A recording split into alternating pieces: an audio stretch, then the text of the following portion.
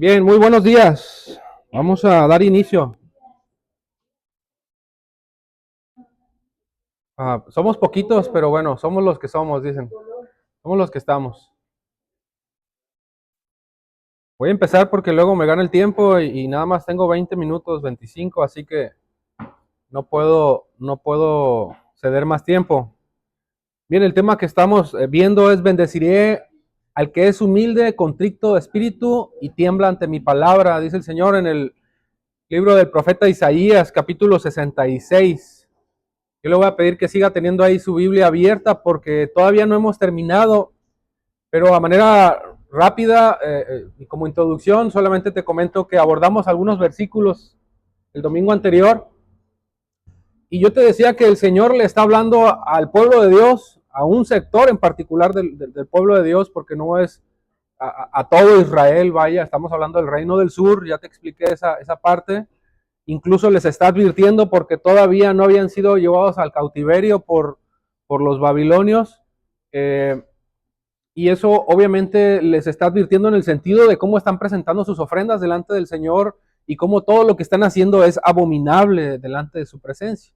A manera de introducción te decía también que me resalta muchísimo la forma en la que el Señor empieza hablando, no tanto cuando Él dice, el Señor dice, porque esto es algo muy característico, ¿no? Cuando el Señor dice, la forma en la que Él mismo se da a conocer, se manifiesta que es su palabra la que va a hablar, sino cómo Él expone su grandeza, su belleza, su soberanía al grado de hablar, empezar diciendo que el cielo es mi trono, ¿no?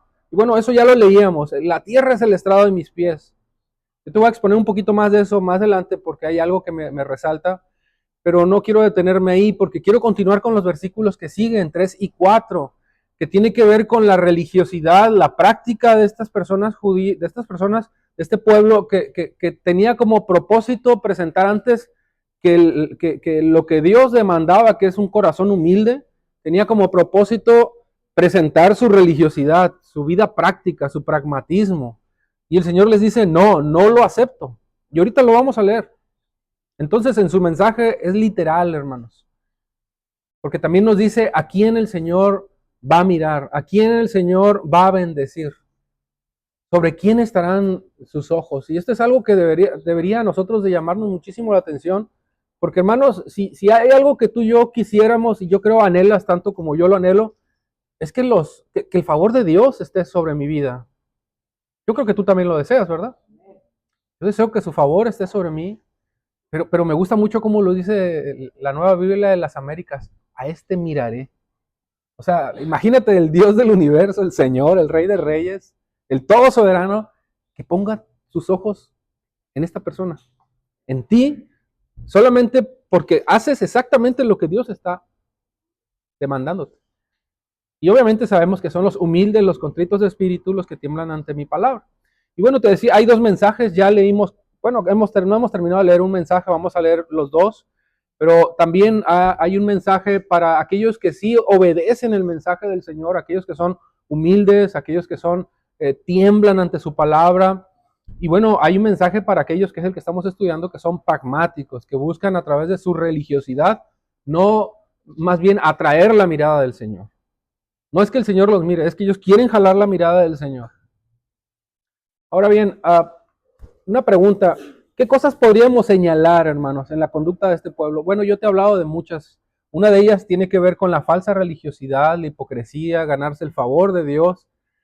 Y es un pueblo, hermanos, que lamentablemente se esforzaba inútilmente, puedo decirlo así, porque lejos de buscar en su esfuerzo agradar a Dios, lo que tú puedes ver a lo largo de la escritura es que este pueblo lo que hacía era inflamar la ira de Dios, inflamar más la ira del Señor, porque lo que descubrimos es que Dios no se está agradando de las conductas que están asumiendo. De hecho, si tú lees el versículo 4 en la Nueva Traducción Viviente, o si te diste la tarea de leerlo en otras versiones, es interesante que lo que dice el Señor. Dice, cuando los llamé, no me respondieron. O sea, cuando les expliqué lo que yo estoy demandando y lo que ustedes por consecuencia no están haciendo, ustedes no respondieron a mi llamado. Cuando les hablé, no me escucharon. O sea, pusieron oído sordo a mis palabras. Es interesante esta forma en la que el Señor habla, porque ante la llamada del Señor no hubo una respuesta del pueblo. Ante la forma en la que el Señor expuso esta advertencia, el pueblo presentó un oído sordo. Y hermanos, yo te decía que este pueblo, tristemente, lejos de buscar corregir, ellos buscaban la manera de mantenerse aferrados a esa forma de vida, ¿no? A esa forma de religiosidad que tenía como propósito adorar a Dios. Y no es que por sí mismo la práctica o la religiosidad que ellos estaban haciendo estuviera mal. El punto está en que estaban olvidando lo más importante dentro del mandato de Dios. Así que la distinción entre un pueblo pagano, idólatra, y un pueblo que debería de vivir como, vaya, bajo la cobertura de un Dios santo, soberano, y que lo es, evidentemente, pero que debería vivir bajo los preceptos de Dios, esa distinción entre ambos pueblos no existía. Porque este pueblo, el pueblo de Dios estoy hablando, lejos de adorar a Dios y de mostrarse como un Dios diferente, como un pueblo diferente a un Dios que sirve de una manera diferente, vaya, de un pueblo pagano, este pueblo servía igual. Este pueblo vivía igual. Incluso, si tú te das cuenta en los versículos 1 y 2, el Señor expone la grandeza de su gloria y cuán inmenso es su nombre, porque precisamente lo que este pueblo estaba haciendo era reduciendo su gloria. Déjame ser un poquito más preciso en esto. O sea, entre el pueblo de Dios y los pueblos aledaños paganos, no estaba habiendo una diferencia, es lo que quise decir. Los pueblos paganos servían a sus dioses como tradicionalmente sirven, pero este pueblo, lejos de evidenciar la gloria de Dios mismo en ellos, lo que hacían era vivir como ellos, igual que ellos, presentar las mismas ofrendas de la misma forma y continuar viviendo de la misma forma, y reducían la gloria de Dios a un templo simplemente, en 4 paredes. De ahí que el Señor les empieza diciendo, ¿no?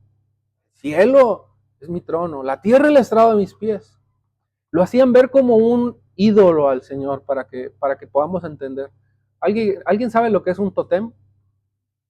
Un totem es un ídolo tallado en piedra o en palo, considerado sagrado, y literalmente así veían a Dios, como una especie de ídolo, como si Dios estuviera necesitado de ofrendas, necesitado de alabanzas, y este pueblo se presentaba con un corazón soberbio y condicionaba incluso su devoción, porque a cambio lo que le pedía a Dios era prosperidad, seguridad, protección.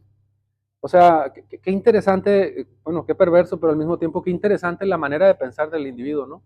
O sea, creer que al Dios de toda gloria lo puedo reducir a un ídolo y que a ese ídolo yo lo puedo servir de la forma que a mí me agrada, que a mí me gusta, que a mí me convence, de tal manera que al final de cuentas yo reciba el favor de ese Dios con D minúscula. Y el Señor les está diciendo, oigan, yo no soy esto. Yo no soy esta clase de Dios.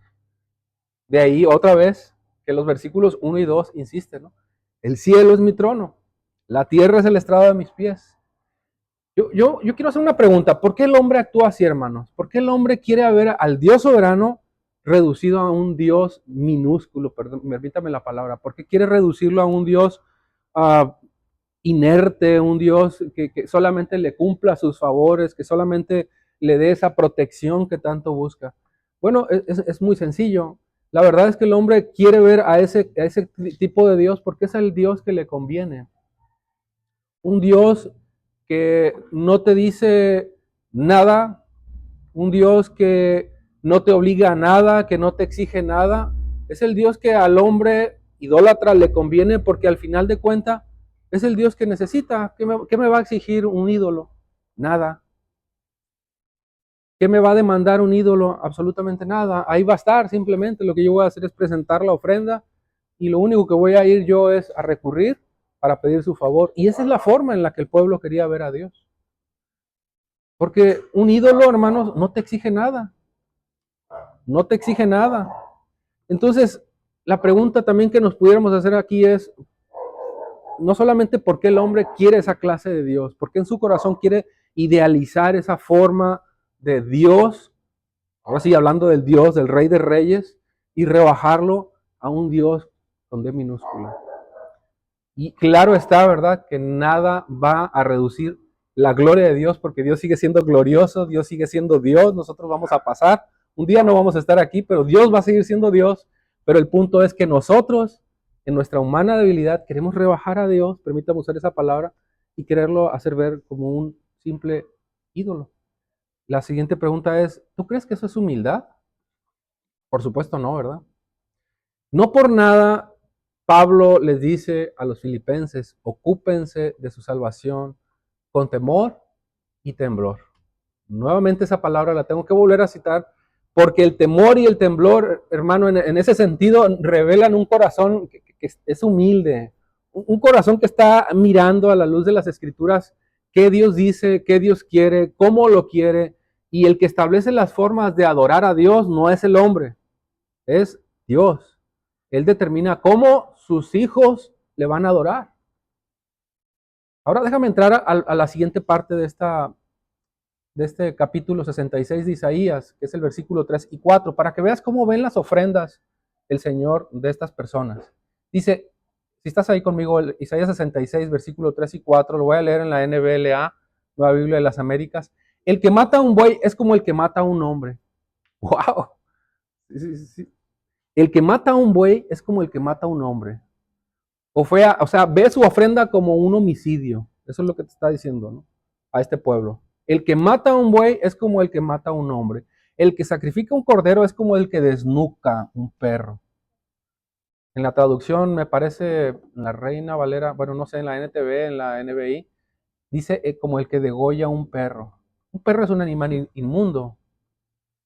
Y continúa y dice, el que presenta ofrenda de cereal como el que ofrece sangre de cerdo, otro animal considerado inmundo. El que quema incienso como el que bendice a un ídolo. Un incienso era un tipo de ofrenda muy especial, ¿no? Pero al ser quemada, este tipo de ofrenda obviamente subía en forma de valla de incienso, de humo, y presentaba un olor grato, agradable. Bueno, pues esto el Señor lo ve abominable porque era como el que bendice a un ídolo. Ese tipo de ofrendas que está presentando el pueblo, esa es la forma en la que Dios veía sus ofrendas, su religiosidad, su vida mecánica, monótona de vivir ante el Señor. ¿Por qué?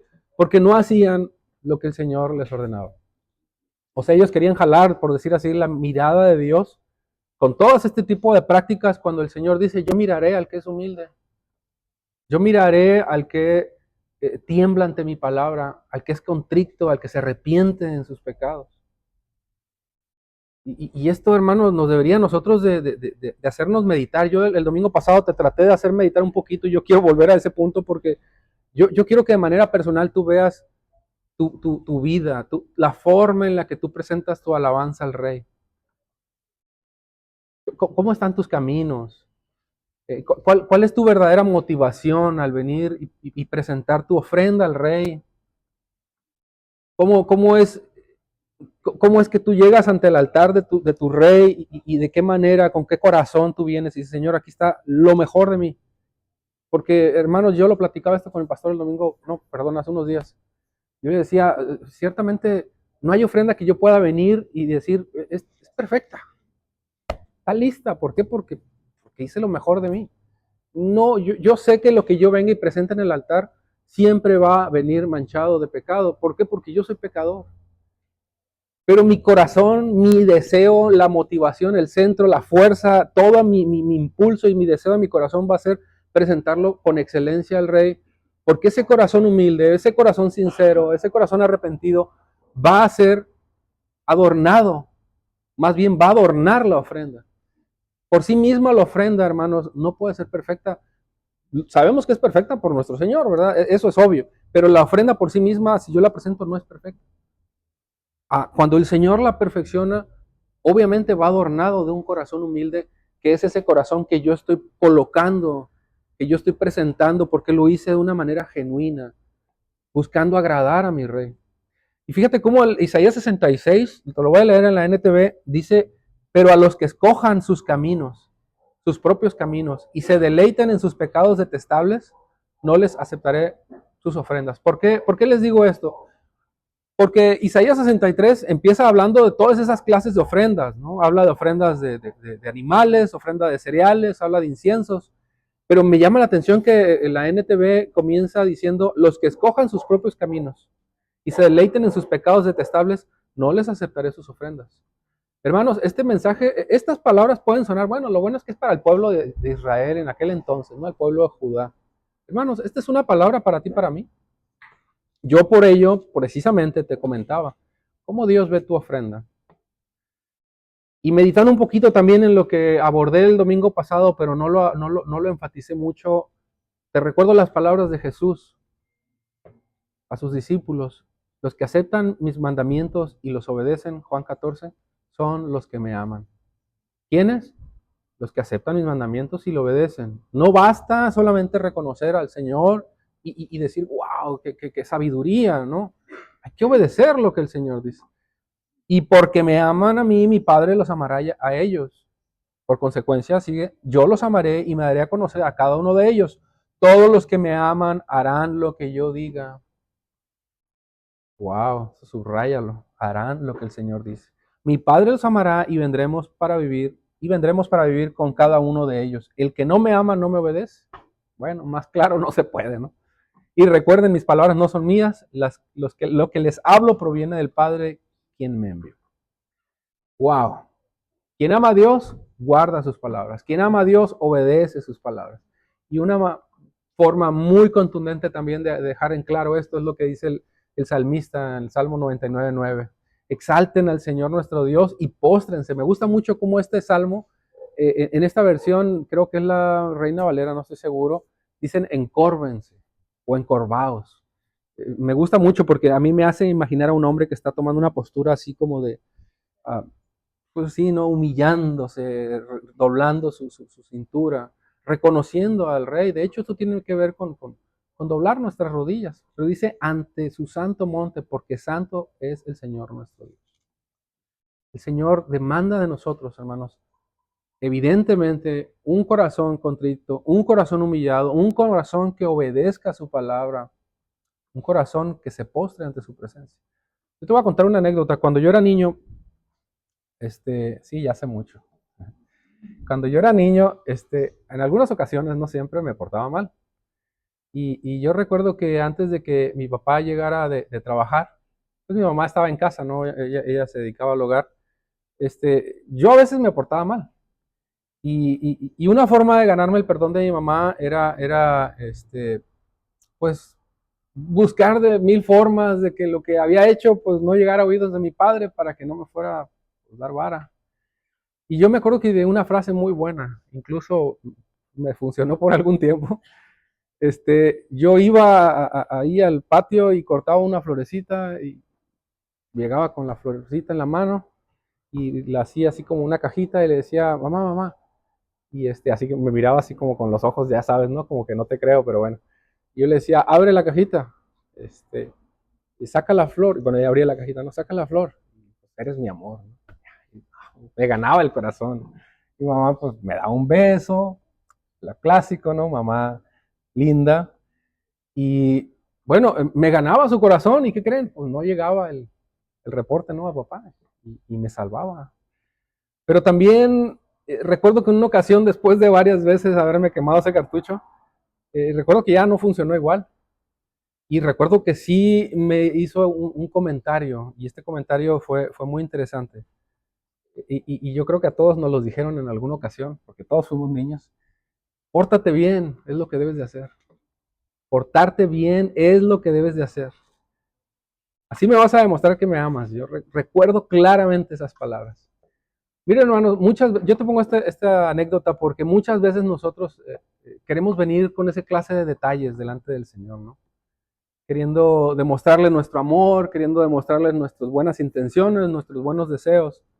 Pero hermanos, aunque es bueno que le adoremos, aunque es bueno que nosotros nos presentemos delante del Señor, ante su iglesia y presentemos toda nuestra devoción al Rey como lo hacemos como iglesia, lo cierto, hermanos, es que la santidad de Dios no es negociable.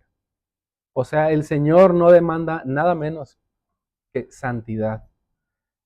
Y su justicia no tiene fisuras. Nosotros, a pesar de que podamos venir con bonitas frases, bonitas canciones, con oraciones muy largas y bonitas y todo lo que tú quieras, Hermanos, Dios sigue mirando la pureza de tu corazón. Dios sigue mirando la pureza de tu corazón y Él demanda que ese corazón se presente santo delante de un Dios que es santo, de ahí que no va a negociar su santidad. Sí nos va a perdonar. Igual, si pecamos, va a haber consecuencias, pero hermanos, a Dios no lo vamos a engañar. Yo tal vez pude por ahí meterle un golecito a mi mamá, ¿verdad? Pero a Dios no. Dios conoce la motivación de mi corazón. Y si Él me va a corregir con tal de que yo entienda y yo obedezca y me va a decir, como el salmista, ¿no? Te haré entender, vaya, como al burro, ¿no? De tal manera que tus ojos miren mis caminos. Bueno, pues así lo voy a hacer. El punto, hermanos, es que entendamos una cosa, y eso lo vuelvo a insistir, es que la santidad de Dios no es negociable y Él demanda de nosotros santidad, obediencia, humildad, hermanos. No es moldear nuestra mente a formas de pensar como, bueno, Él sabe que yo soy débil, sabe que le echo ganas y bueno, por muy imperfecta que sea mi ofrenda, pues al cabo que Cristo lo hace perfecto, ¿no? Esa manera de pensar está mal, hermanos, y puede ser un peligroso caché, porque ciertamente somos débiles, porque ciertamente, bueno, no le echamos ganas, nos esforzamos, y ciertamente Cristo hace perfectas nuestras ofrendas. Nosotros podemos llegar con esa arrogancia, lejos de humildad, en nuestro corazón y querer presentar lo mejor de nosotros, suponiendo que, bueno, pues ahí como vaya, al final de cuentas el Señor lo hace perfecto. No es correcto pensar así. Lo que Dios desea, y vuelvo al punto, es que Dios mira al corazón que es genuino cuando su corazón es humilde. O sea, hermanos, insisto, Dios mira a aquellos que son genuinos en un corazón que embellece la ofrenda a través de la humildad, a través del temor de su palabra, porque lo que hace es presentarla ciertamente sabiendo que Cristo hace perfecta esa ofrenda, pero yo con un corazón que embellece esa ofrenda siendo temeroso de hacerlo de la manera reverente, como él merece, hermanos, como él merece. Y ya me ganó el tiempo, ya no voy a poder abordar mucho más en esto, pero yo quiero que veas cómo Pablo incluso nos da unas pistas, por decir así, de cómo nosotros podemos saber o identificar si nuestro corazón verdaderamente es humilde, es genuino, si es temeroso, si está verdaderamente arrepentido. Y yo te lo voy a leer porque ya me ganó el tiempo, pero quiero que pongas atención en esto que te voy a decir, porque en los versículos que no terminamos de leer en la carta de Pablo a los filipenses, de los versículos del 12 al 18, o creo que sí lo leímos, pero no lo analizamos, fíjate, nos da una serie de argumentos preciosos para entender cómo se ve, cómo luce un corazón humilde, genuino delante del Señor. Número uno, no sirve al ojo humano. O sea, yo estoy aquí por la gracia de Dios, pero aquí no, yo no estoy parado aquí porque tengo una obligación, sino pues me va a regañar el pastor, por ejemplo.